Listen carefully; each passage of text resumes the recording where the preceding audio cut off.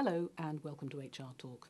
I'm joined this week by Syder, a partner at law firm DAC Beachcroft, and he's going to be talking about redundancy selection. There was a case recently called HM Land Registry versus Benson that brought together the two issues of age discrimination and selection for redundancy. Chris, could you explain the facts of the case briefly, please? Yes, Jill, I'd be happy to. It was rather a tragedy for the employer in these circumstances, because typically you wouldn't expect a claim to arise from a voluntary redundancy scenario. In this case in particular, Her Majesty's Land Registry, unfortunately due to the economic circumstances, had a cracking operational loss in 2008. Coupled with overstaffing, it identified that it actually needs to reduce the size of its workforce.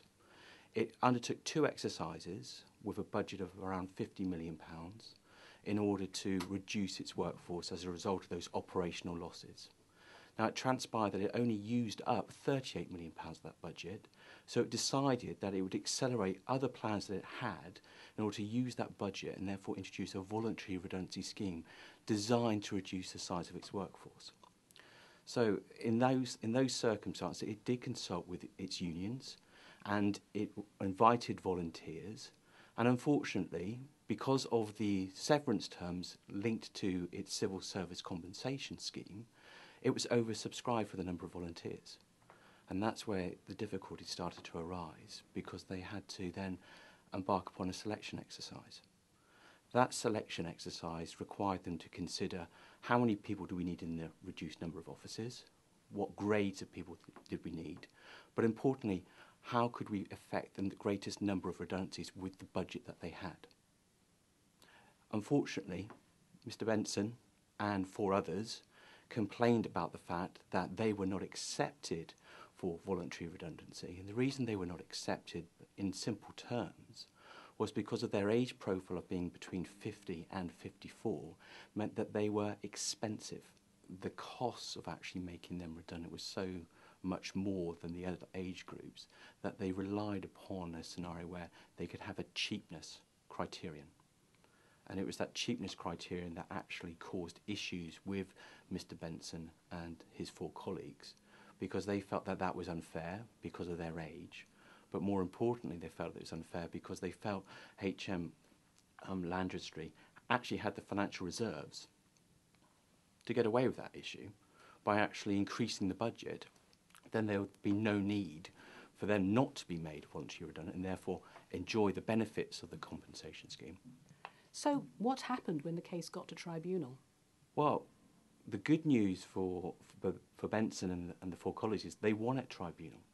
The tribunal effectively focused upon the fact that HM Land Registry, one, failed to undertake an impact assessment to actually understand the impact of this policy, the cheapness criterion that I talked about, and how that could affect different age profiles. And secondly, what the tribunal decided was that HM Land Registry should have increased the pot and therefore accepted all the application for the volunteers. So you can see you've got a potentially very bad decision there for employers who, on a project scenario, when you're dealing with a voluntary redundancy, you had a precedent saying that if you're oversubscribed, and as a result of being oversubscribed you have, unfortunately, the risk of an age discrimination claim, the answer would be to increase your budget. And of course not every employer is going to be in that fortunate position, because we're talking about a redundancy situation. Now the good news for employers is the Land Registry decided not to accept that decision, challenged it to the Employment Appeal Tribunal, and at the EAT they decided that the fact that there was a budget of £12 million was relevant and should be considered, and therefore it was legitimate for the Land Registry to use that cheapness criterion to achieve its aim, and its legitimate aim, simply put, was to effect the greatest number of redundancies it could within the £12 million budget. What does this tell us about the way the tribunal system reaches decisions in situations like this? Well, it's a very helpful decision for employers faced with a scenario where they're running a project, a scheme to encourage voluntary redundancies to avoid compulsory redundancies, where if they're faced with a situation where they are oversubscribed, two things really they need to be considering. One is ideally an impact assessment to avoid allegations of indirect age discrimination.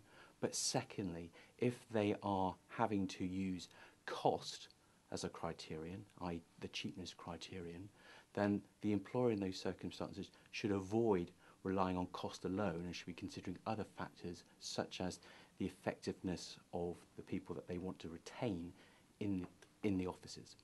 Chris, thanks for joining us today.